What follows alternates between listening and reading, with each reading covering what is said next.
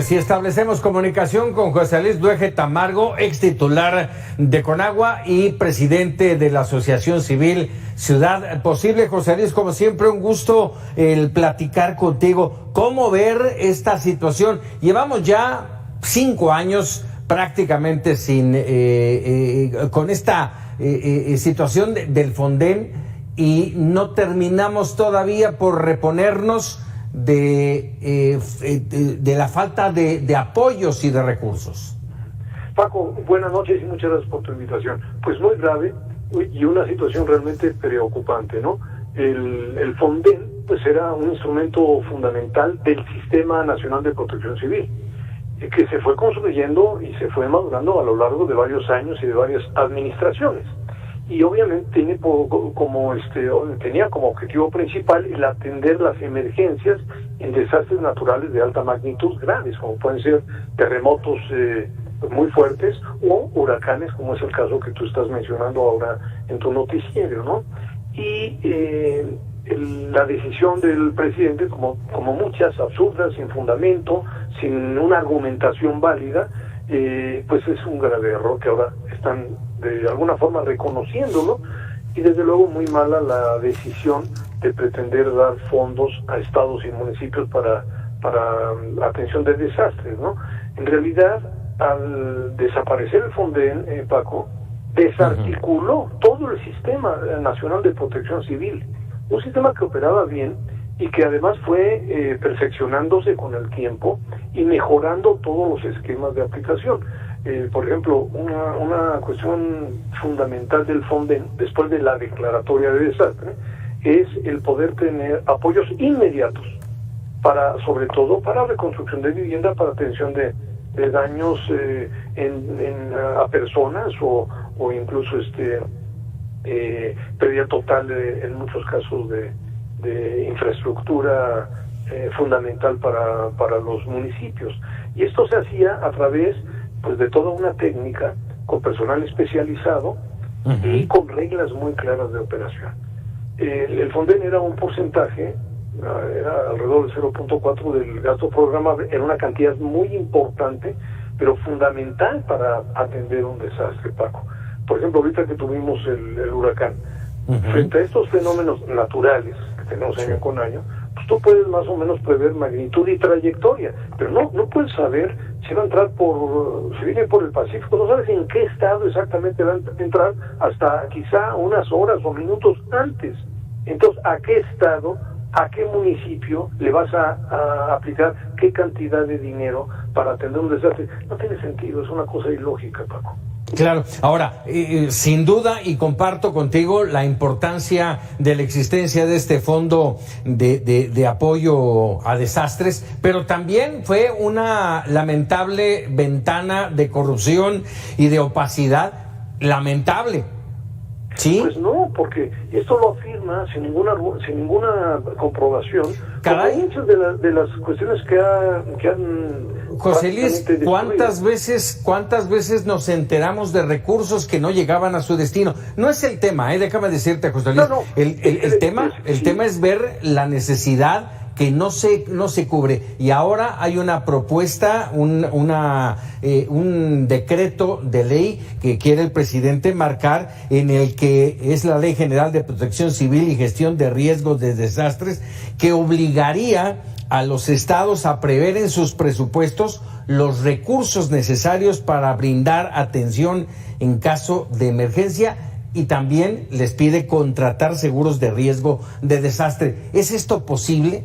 No es posible, Paco, porque tú imagínate cuando cada estado de la República se ponga pues a analizar sus atlas de riesgo, sus posibles daños. Tú imagínate el presupuesto que va a proponer cada estado. Entonces, en lugar de tener un fondo aplicado desde el Sistema Nacional de Protección Civil, con reglas de operación, con acciones y metodologías muy claras, si cada estado va a proponer algo similar, pues le va a salir un Fonden, pero elevado a la 10ª potencia. Es decir, es ilógico, no va a haber recursos, y además no hay recursos suficientes ni para estados ni para municipios, Paco. Entonces, realmente dan argumentaciones, desde mi punto de vista, no válidas, sin ninguna comprobación y además con mentiras, porque dicen, bueno, es que se robaban el dinero. Bueno, pues entonces, ¿dónde están las denuncias? ¿Y dónde está la persecución del delito? Entonces están dejando en la impunidad a quienes hicieron un mal uso de los recursos. No hay ninguna persona procesada. Exacto. Claro, a mí me tocó aplicar en muchos casos, no sé por qué, el sexenio que a mí me tocó, Paco, sí, en la Comisión Nacional del Agua, tuvimos muchísimos desastres naturales y se aplicaron recursos, claro, con reglas de operación, con seguimiento, con auditoría, con seguimiento de la función pública. Si algún funcionario actúa mal y hace mal uso de los recursos, se debe castigar fuertemente, pero se afirma algo sin ninguna prueba y son francamente argumentos simplemente para tomar una decisión para quién sabe dónde usar los recursos. Es un grave error. Yo el llamado que hago a la Cámara de Diputados es restituir el Fonden y establecer reglas muy claras de operación. Exacto. Ahora, esta ley marca claramente, dice, solo en caso de que los recursos resulten insuficientes, podrán solicitar apoyo a la Federación. Ya lo mencionaste, van a ser insuficientes en las entidades. ¿Tendrán el suficiente recurso en la Federación? Pues no, porque cuando reaccione la Secretaría de Hacienda para destinar un recurso, pues va a pasar un tiempo, digamos, fundamental, ¿no? A mí me tocaron casos, ¿tú recuerdas el deslizamiento sobre el río Grijalva, Paco? O sea, un cerro completo tapó el río Grijalva, el segundo río más importante de México, e hizo una especie de presa, digamos, que si no se actuaba inmediatamente, el riesgo era prácticamente la desaparición de muchas comunidades, incluyendo Villahermosa, ¿no? Entonces, ¿qué hace el Fonden? Tiene una respuesta inmediata frente a un fenómeno natural muy grave. Entonces, bajo este otro esquema, ¿qué va a decir Chiapas? Oye, no tengo recursos, yo nada más tengo 5 o 10 millones de pesos, esto es una cosa...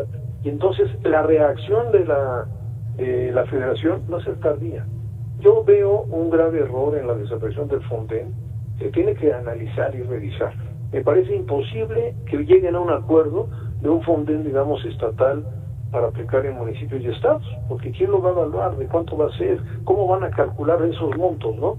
Y finalmente va a ser en detrimento pues de las comunidades, como ahorita lo estamos viendo. Ya no hay desastres en México, Paco. No hay declaratoria de desastres. Esto es una violación grave, esta omisión, que es una responsabilidad de la Secretaría de Gobernación. El Sistema Nacional de Protección Civil depende de la Secretaría de Gobernación. Hay un desastre natural, entonces se analiza y es obligación la declaratoria de desastre natural. Ya no hay declaratorias, ya no hay recursos, y hay que se las arregle a la gente como pueda, ¿no? Sí, ahí está. De pasar sequías muy fuertes. Muy fuertes. En otras administraciones. Chihuahua está pidiendo, justamente la gobernadora está solicitando apoyo. Y se justifica la declaratoria dando el daño gravísimo pues a los productores, ¿no? Nadie dice nada, ahí que se las arregle como puedan, es una irresponsabilidad, Paco. Difícil y complicado, ahí dejas el llamado y la petición a los legisladores a reponer el Fonden. Ojo, lo podrán reponer, pero ya los fondos desaparecieron, lamentable. Hasta ahí nos quedamos, sí. Sí, fíjate que el Fonden, de acuerdo a la ley federal de protección civil, el monto era, bueno, lo que estaba en la ley, honestamente nunca tuvo esos montos, que era el 0.4 del gasto programable. Y claro, estás hablando de cantidades enormes, ¿no? De 200 y pico mil millones de pesos. Efectivamente, no van a tener los recursos para hacerlo. A mí me invitan el próximo miércoles a tocar temas de medio ambiente y de agua en la Cámara de Diputados, y yo lo voy a poner sobre la mesa.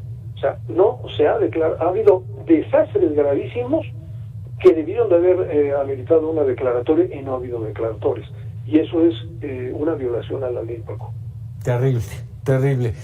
José Luis Dueje Tamargo, como siempre, un gusto poder platicar contigo y que nos des luz en temas tan importantes como este. Qué bueno que tratas temas tan importantes. Estuve en tu programa. Muchas gracias, Paco. Un abrazo, José Luis. A todo tu auditorio y a tu equipo. Muchísimas gracias. 100 palabras.